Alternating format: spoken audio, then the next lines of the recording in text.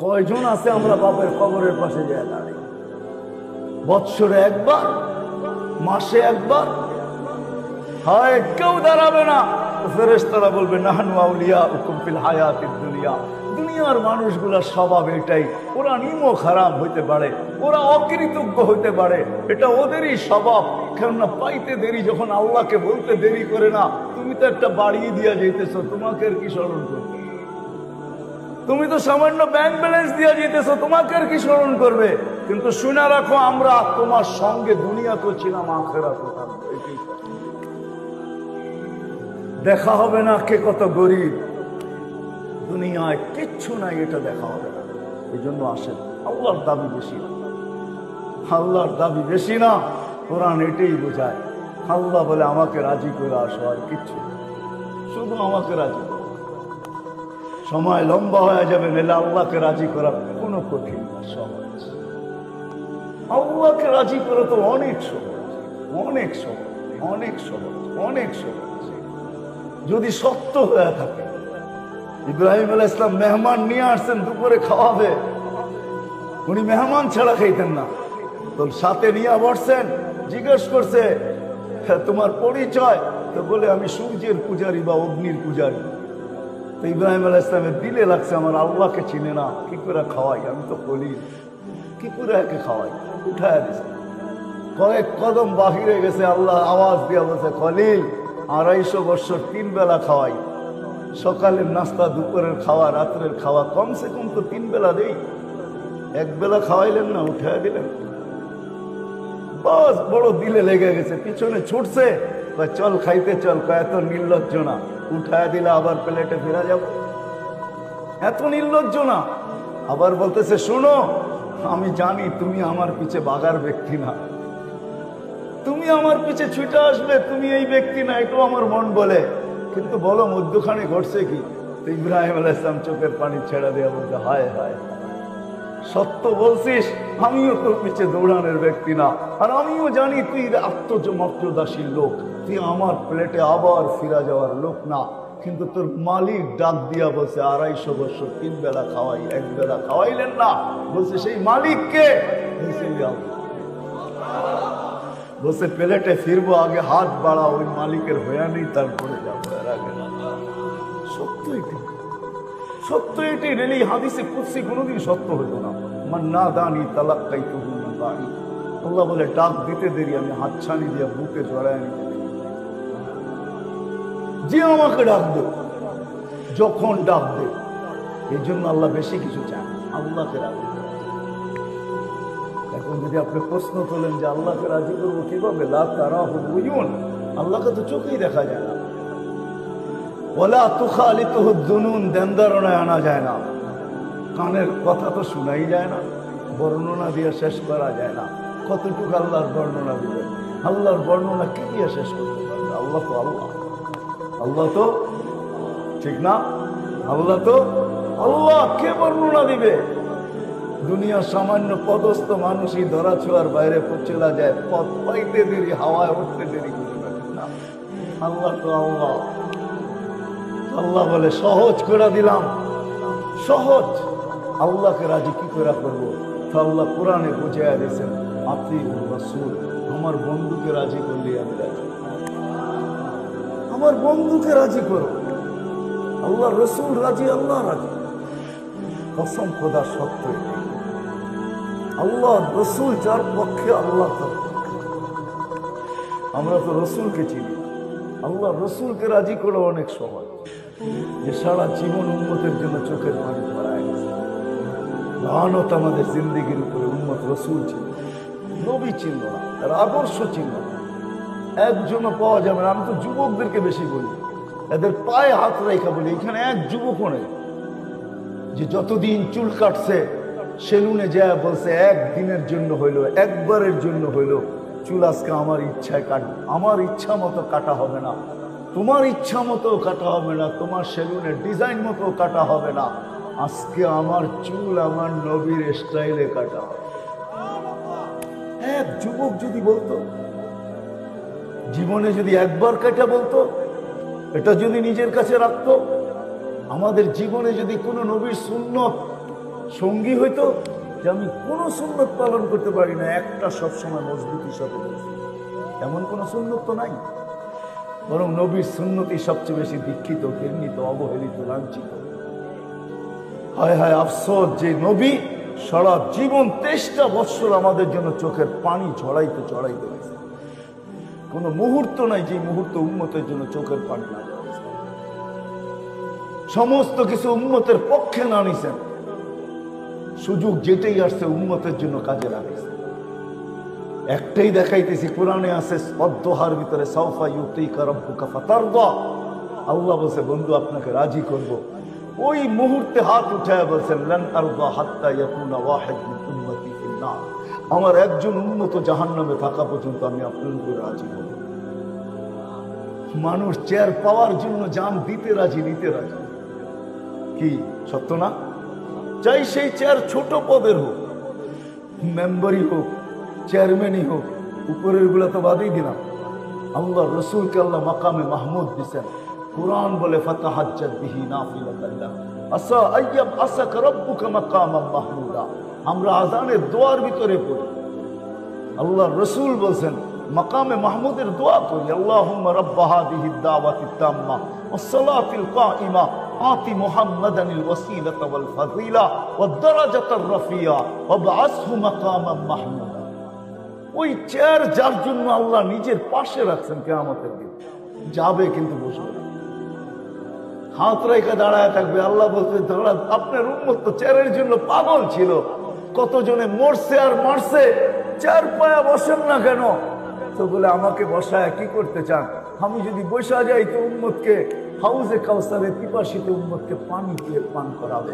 ওইখান থেকে ছুটা যায় মিজানের পাল্লায় কে মনিটরিং করবে যে পাল্লা সামনে না ঝুঁকলে ওইখানে দাঁড়ায় হাত তুলে আপনার কাছ থেকে সামনে ঝুঁকাবে কে? পৌঁছে রাতে আটকায় গেলে পার্কে করাবে। আমি বসবো না, আমি তো 3 জায়গায় ছড়তে থাকবো। আমার আসেন রসুলকে রাজি করলি আল্লাহ রাজি। শেষ জায়গায় চলে আসছি। আপনি যদি বলেন যে রসুলও তো নাই, ওরাকে রাজি করবো তো করবো কি করে? রসুল নাই বটে, আমিও মানি, আলেমদের কাছে রাখা আছে। একটা কিছু হারায় যায় না, একটা গাধার নামও হারায় না, কোনো কিছু হারায় যায় না, ওলামাদের কাছে রাখা আছে। এই জন্যই ওলামারা দায়িত্বশীল আল্লাহর পক্ষ থেকে, রসুলের পক্ষ থেকে। নাইলে আপনি মনে করেন যে এই শহরে অটো চালায় 1000 টাকা কামানো কোনো ব্যাপার না, ব্যাপার? হ্যাঁ, ওই শহরে 10,000 টাকা ইমামতি করে তো করে কি করে? কি মেন্টালিটি সমস্যা? হ্যাঁ, মেন্টালিটি সমস্যা, মাথা পাগল। ও কেন 10,000 টাকা ইমামতি করে? বুঝান আমাকে, কেন করে? যেই শহরে অটো চালাইলে 1000 টাকা ডেলি কামানো। অটো চালাইতে তো অক্সফোর্ডের ডিগ্রি লাগে না, ঢাকা ইউনিভার্সিটির মাস্টার্স করতে হয় না, বড় বড় ডিগ্রির দরকার হয় না, কেন পড়ে আছে? আমাকে বুঝান লজিক দিয়ে আপনারা, কেন পড়ে আছে? ও কি অটো চালাইতে পারবে না? দেখতে তো হাট্টাঘাটটা ভালোই মনে হয়, 10,000 টাকায় পড়ে আছে মুয়াজ্জিন, কেন পড়ে আছে? ঢাকা শহরের কোন মাদ্রাসার উস্তাদ আছে যার বেতন 50,000 টাকা? 20,000 টাকাও নাই, কেন পড়ে আছে? মেরে দোস্ত, দায়িত্ব কাঁধে। ওরা আমাদের কাছে ওই জিনিস রাখা আছে যেটার দ্বারা রসুল রাজি হবে, যেটার দ্বারা আল্লাহ রাজি। প্রস্তুতি নিয়ে যাইতে হবে যদি আল্লাহর কাছে কিছু পেতে চাই। এই জন্য আসেন, শেষ কথা বলবো, বয়ানে তো সব বুঝানো যাবে না, যতটুকু বুঝাইলাম, বাকিটি আপনাদের এলাকার হক্কানি ওলামা প্রত্যেক মসজিদে আছে, প্রত্যেক মসজিদে হক্কানি ওলামা আছে না নাই? হ্যাঁ, এই এলাকায় আল্লাহ আছে। আমি তো দুনিয়া ঘুরা বলতেছি, বাংলাদেশের মতো জমিন অদ্বিতীয়, দুনিয়ায় আর দ্বিতীয়টা। হ্যাঁ, মক্কা মদিনা বাইতুল মুকাদ্দাস ভিন্ন জিনিস, এটা নিয়ে তুলুন। আবু তালেবকে তো নিজের হাতে কবরে নামাইছে, আর বলছে আম্মি মা তারাক্তানি সাবিলা, চাচা আমার জন্য কোন রাস্তা রাখতে। বলছিলাম কলেমা পড়ে, বললেন না। বলছিলাম আমি পড়বো, আপনি শুধু ঠোঁট হেলাবেন, তাও হেলাইলেন। চুপ থাকতেন তাইলেও মনকে বুঝাইতে পারতাম, কিন্তু সর্বশেষ একটা চিৎকার দিয়ে চলে গেলেন আলা মিল্লাতি আব্দুল মুত্তালিব। আব্দুল মুত্তালিবের মিল্লতের উপরে চলে গেছে। দুনিয়ার কোন পজিশন আল্লাহ দেখবে না, প্রস্তুতি কতটুকু নিল এটা আসে। ওই প্রস্তুতি কখন হবে? যখন আল্লাহর দাবি পূরণ হবে। আল্লাহর দাবি পূরণ হবে। আল্লাহ মানুষের কাছে দাবি রাখেন, বেশি কিছু রাখেন, দিচ্ছেন অনেক, গনাইতে গেলে জীবন শেষ হয়ে যাবে। শুধু শুধু বলেন না অফি আনফুসিকুম আফালা তুবসিরুন। আল্লাহ কোরআন দিয়ে দুনিয়াকে বুঝাইয়া দিচ্ছেন, ও দুনিয়ার মানুষ নিজের ভিতরে তাকায় দেখিস না কেন? বলেন আপনাদেরকে আমি প্রশ্ন করি, অধিকাংশ এখানে শিক্ষিত হবে, বেশিরভাগই শিক্ষিত, বলেন আর চোখ নিয়ে 200 বছর লক্ষ লক্ষ ডাক্তার গবেষণা করতেছে। আমাকে ডাক্তাররা বলো গবেষণায় কতটুকু গেল, আর এই চোখের গবেষণা কতটুকু হবে? সারা দুনিয়ার চোখের ডাক্তার কি বলবে বলেন? 3.5 একটা মানুষ, 7 ফিটের মানুষ দুনিয়াতে বহুত কমই, 6 ফিটের একটা মানুষ, 6.5 ফিটের মানুষ, শত বছর ধরে WHO একটা মানুষ নিয়ে গবেষণা করতেছে। প্রত্যেকটা অঙ্গকে আলাদা আলাদা করে, হার্টকে নিয়ে কেউ গবেষণা, দাঁতকে নিয়ে কেউ গবেষণা, হাড্ডি নিয়ে কেউ গবেষণা, নাক কান গলা নিয়ে কেউ গবেষণা, লিভার নিয়ে কেউ গবেষণা, কিডনি নিয়ে কেউ গবেষণা, পেশাব নিয়ে কেউ গবেষণা, আছে না নাই? রগগুলা নিয়ে গবেষণা। 6 ফিটের একটা মানুষ, কয়েক কোটি ডাক্তার গবেষণা করতেছে। আমাকে বলো না গবেষণায় কোথায় গেলে? WHO জবাব দিবে গবেষণা করতেছি, এটা বলতে পারবো, এটার কোনো কিনারা খুঁজা পাই নাই। আজ পর্যন্ত হোবল দিয়া দেখছি, কোনো কিনারা পাই না। হোবল চিনেন তো? হোবল চিনেন? মনে হয় হোবলও চিনেন না আপনারা, ঠিক না? খালি আমাদের দোষ দেন, হুজুররা কিছুই জানে না, ঠিক না? এখন তো হোবল দেখি আপনারাও চিনেন না। নাসার সবচেয়ে বড় দূরবীন, যেটা দিয়ে সৌরজগৎ দেখে ওরা, ওটার নাম হোবল। হোবল দিয়েও খুঁজে আজ পর্যন্ত কিনারা পায় নাই। ওরা এই কথাই বলবে গবেষণা করতেছি, এটার কোনো 6 ফিটের হইলে কি হবে? এটার কোনো অঙ্গের কোনো কিনারা নাই, কোনো কুল নাই। এক চোখে 13 কোটি ক্যামেরা দিয়ে আপনি দেখেন, 2 চোখে 26 কোটি ক্যামেরা, 1.6 সেন্টিমিটার জায়গা দিয়া 13 কোটির ক্যাবেল পিছিয়ে নিয়ে গেছে, পিছে 2টা তারকে একসাথে লাগতে দেয় নাই। খালি প্রযুক্তি। আল্লাহর প্রযুক্তির নাম হলো কুদরত, মানুষেরটার নাম হলো বিজ্ঞান, আল্লাহর প্রযুক্তির নাম হলো কুদরত। কুদরত দিয়ে পিছনে নিয়ে গেছে। আল্লাহ দিছেন অনেক, দাবি বেশি না, সামান্য দাবি আছে। 24 ঘন্টায় 5 ওয়াক্ত নামাজ রাখছে, আর কি রাখছে বলেন? বাকিগুলো তো নফল না করলেও চলে। সারা বছরে কি রাখছে? একটা মাস রোজা রাখছে, আর কি রাখছে? সারা জীবনে টাকা দিছে তো কি রাখছে? একবার হজ রাখছে। 100 টাকা দিছেন তো 2.5 টাকা চাইছে, দিছেন কে? কোরআন তো বলে আগনা ও আফকার, কোরআন বলে তোকে ধনী আমি বানাইছি, টাকা আমি দিছি।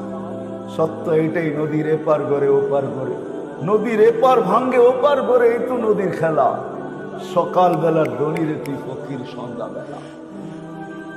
হ্যাঁ, একটা সময় আমাদের দেশেও ছিল রয়্যাল ফ্যামিলি, মাত্র 40টা।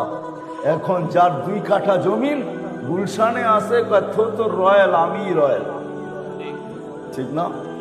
কি বলেন? গুলশানের 2 কাঠার দাম কত? 20 কোটি টাকা হবে, 10 কোটি টাকা 2 কাঠায়। কোন জায়গায় আছে বলেন আমাকে, পার্টি আমার কাছে আছে, বেচা দিব এখন। এত সহজ? আল্লাহ বলে ধন আমি দিছি, 2.5 টাকা চাইছি, বেশি তো চাইনি। আগের উম্মতের জন্য তো 10% ছিল, এই উম্মতের জন্য 2.5%। আবার কিরকম রাখছে? এই জন্যই তো আমি বলি, আমার জাতি যদি কিচ্ছু না করতো, 5 ওয়াক্ত নামাজই করতো, তাইলে তো কিয়ামতের দিন বলতে পারতো নামাজ ওকে, জীবন ওকে, পুরা জীবন নামাজ পড়ছি, 1 ওয়াক্ত বাদ দেয় নাই। সুযোগ ছিল না? ছিল না? আমার উম্মত, আমার জাতি যদি সারা বছর কিছু না করতো, আমি জীবন কাহিনী, আমি চাঁদে 6 বার গেছি। চাঁদ বুঝেন? আবার আকাশের চাঁদ বুঝেন না? আফ্রিকা একটা দেশ আছে চাঁদ, যেটাকে আরবিতে তাসাদ বলে, আমি 6 বার গেছি। একবার আমি জিজ্ঞাসা করতেছিলাম ব্যবসায়ীদেরকে যে তোমরা রমজানে কি করো, তো বলছে শোনো, নিত্য প্রয়োজনীয় বিক্রি যারা করে, প্রয়োজনীয় জিনিস যারা বিক্রি করে ওরা ব্যতীত আমরা কেউ ব্যবসা করি। কেন? রমজান তো আখেরাত কামানের মাস, দুনিয়া কামানের মাস না। আমরা তো 11 মাস কামাই, 1 মাস কামাই না। তো জিজ্ঞাসা করলাম নিত্য প্রয়োজনীয় জিনিসের দাম কিরকম হয়? তা আমাকে বলতেছে তোমাকে মুফতি মানাইলো কে? তুমি কেন? নিত্য প্রয়োজনীয় জিনিস আমাদের দেশে আমরা গরিব হইতে পারি, যারা বিক্রি করে এরা 1 মাস কোনো মুনাফা নেয়। আমি বললাম কেন? কেন তুমি হাদিসে পড়ো না মুআসাত, সহানুভূতির মাস, আমরা গরিব, আল্লাহ ওয়াদা করছে যে সহানুভূতি দেখাবে রমজানে কর্মচারীর সাথে আর মানুষের সাথে, আমার বান্দাদের সাথে, তার জন্য জান্নাত লেখা দিবে। বলছে আমাদের কোন ব্যবসায়ী যেই দামে কিনা কস্টিং যতটুকু অতটুকু দাম নেয়, কোন নিত্য প্রয়োজনীয় 1 পয়সা লাভ নেই।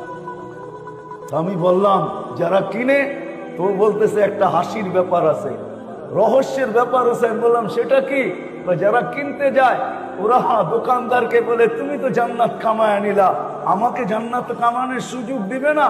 তুমি যখন আমার সাথে সহানুভূতি দেখাইলা, তুমি 1 পয়সা লাভ নিলা না, তো আমি এই টাকাটা তোমাকে হাদিয়া দিয়ে সহানুভূতি দেখাইলাম, আমিও জান্নাত পেতেছি। বলেন লাভ বেশি পায় না কম পায়? হায় আমার জাতি যদি বুঝতো,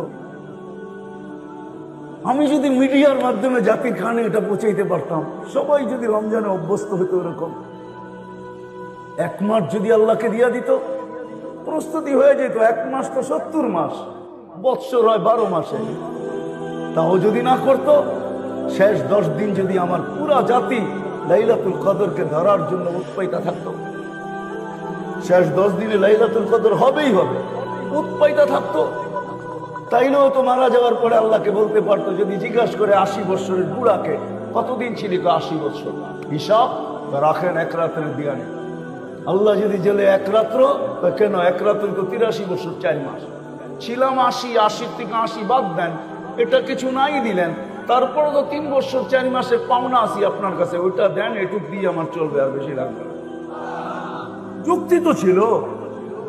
কে প্রস্তুতি নিতেছে? বেশি কিন্তু আল্লাহ চায় না। আসেন কসম খোদার, এই দুনিয়ায় কার কি পজিশন আল্লাহ প্রস্তুত, কে কতটুকু? নারী প্রস্তুত না পুরুষ প্রস্তুত? যুবক প্রস্তুত না বৃদ্ধ প্রস্তুত? যে প্রস্তুতি নিবে, কসম খোদা কোরআনের কথাই সত্য হবে, সালাম কওলাম মির রব্বির রহিম, রব্বে রহিম সালাম দিবে, এতে কোনো সন্দেহ নাই। ফেরেশতারা কার্ড অফ অনার দিবে।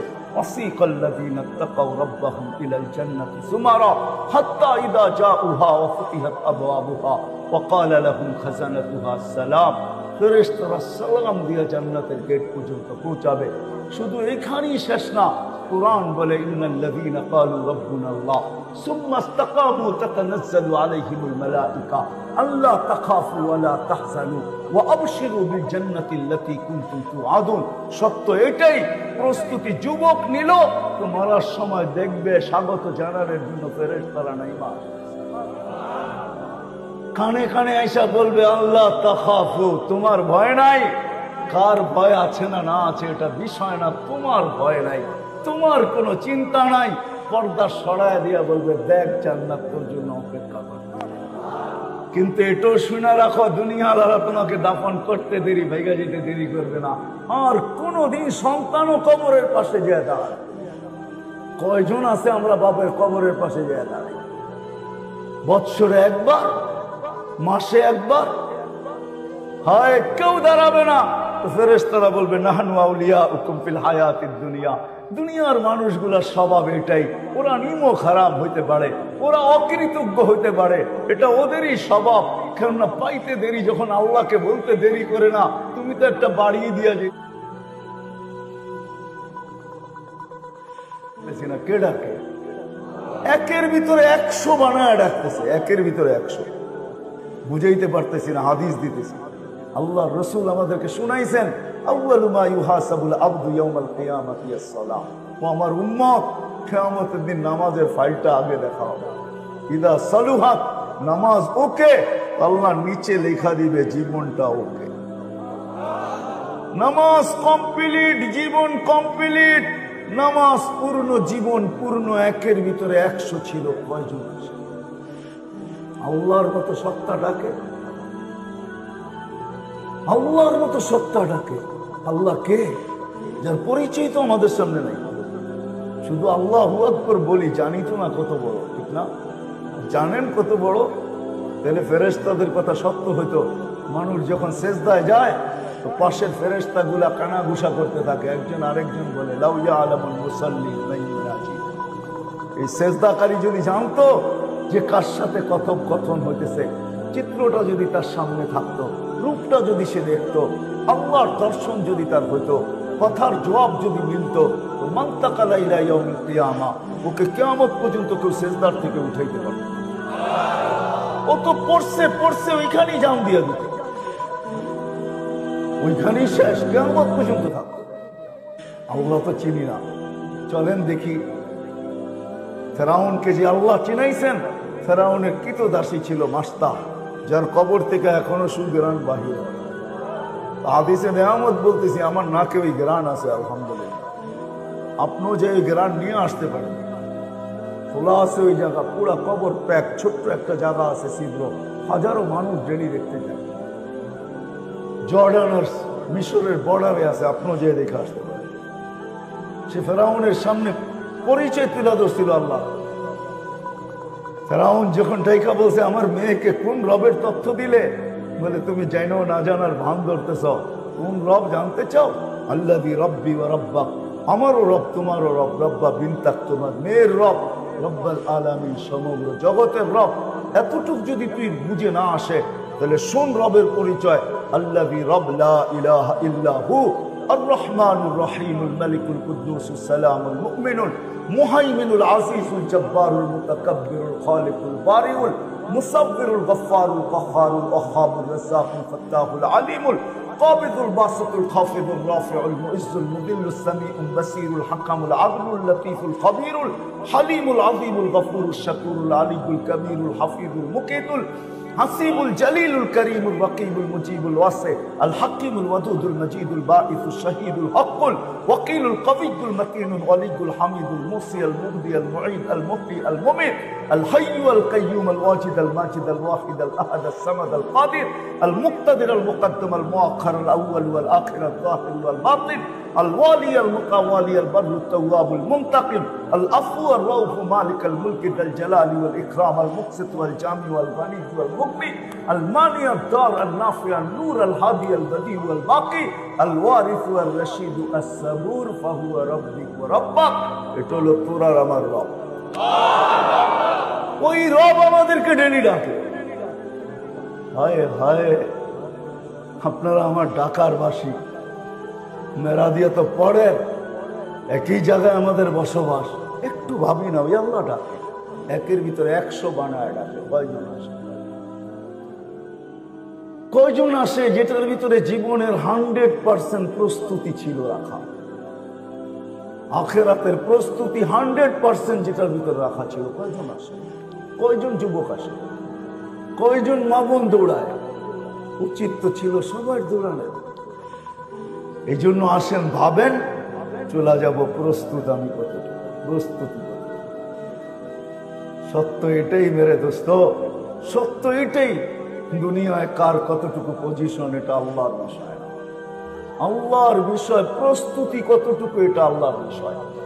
ওই ফেরাউনের কৃতদাসী প্রস্তুতি নিছিল, বিদায় কবর থেকে আজও সুগ্রাণ বাহির হয়, আর আমাদেরকে মেসেজ দিতে থাকে আমি প্রস্তুতি নিয়ে আমার এই অবস্থা, তোরও প্রস্তুতি নিয়ে আস, তোদেরও এই অবস্থাই।